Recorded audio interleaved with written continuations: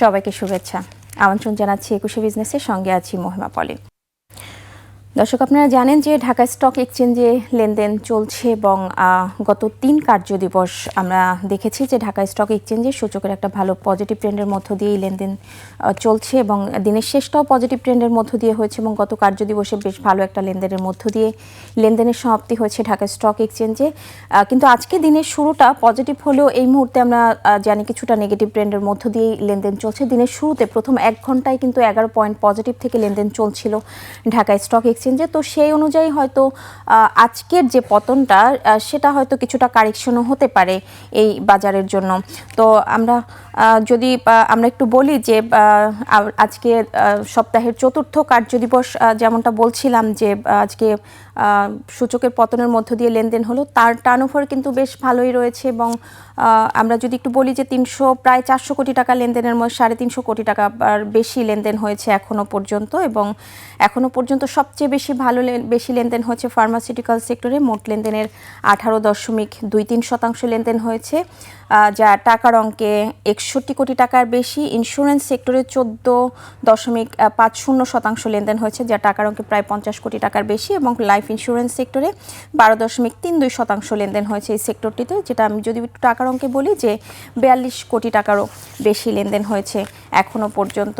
তো সপ্তাহের চতুর্থ কার্যদিবসটা আসলে এখনো পর্যন্ত সূচকের কিছুটা নেগেটিভ ট্রেন্ডের মধ্য দিয়ে লেনদেন হলো, সেটা হয়তো দিন শেষে হয়তো ঘুরে দাঁড়াতে পারে। তো সেই অনুযায়ী আমাদের শেষ পর্যন্ত অপেক্ষা করতে হবে।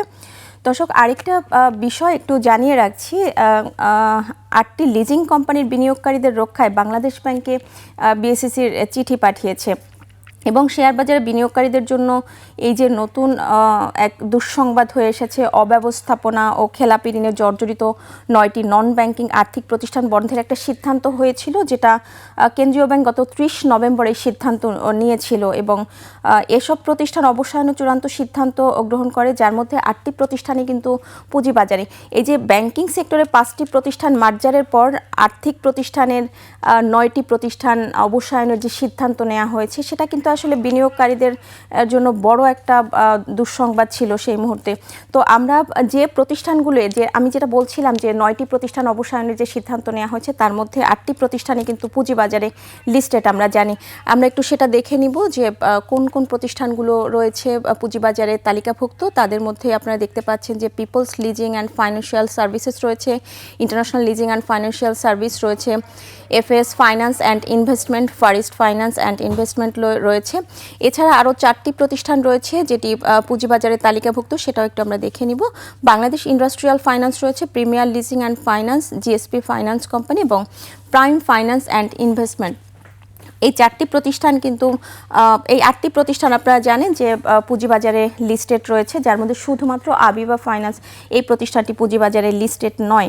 এবং বাংলাদেশ ব্যাংক আমানতকারীদের অর্থ ফেরত দেওয়ার বিষয়ে আশ্বস্ত করতে পারলো বিভিন্ন সময় যে 5টি ব্যাংক মার্জারের পর বাংলাদেশ ব্যাংক আমানতকারীদের অর্থ ফেরত দেওয়ায় আশ্বস্ত করতে পারলেও বিনিয়োগকারীদের বিষয়ে কিন্তু বাংলাদেশ ব্যাংক আসলে কোনো সিদ্ধান্ত দিতে পারেনি।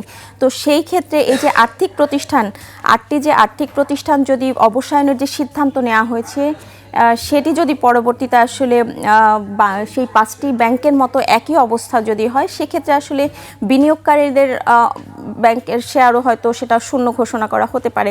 তো তারই পরিপ্রেক্ষিতে বিএসইসি তাদের বিনিয়োগকারীদের জন্য নতুন করে বিএসইসি বাংলাদেশ ব্যাংকের কাছে একটি চিঠি দিয়েছে এবং এই প্রেক্ষাপটে গত সপ্তাহে কেন্দ্রীয় ব্যাংকের গভর্নরের কাছে পাঠানো এক চিঠিতে বিএসইসি অনুরোধ জানিয়েছে যেন 9টি এনবিএফআই অবসায়নের ক্ষেত্রে সাধারণ বিনিয়োগকারীদের সুরক্ষা দেওয়া হয়।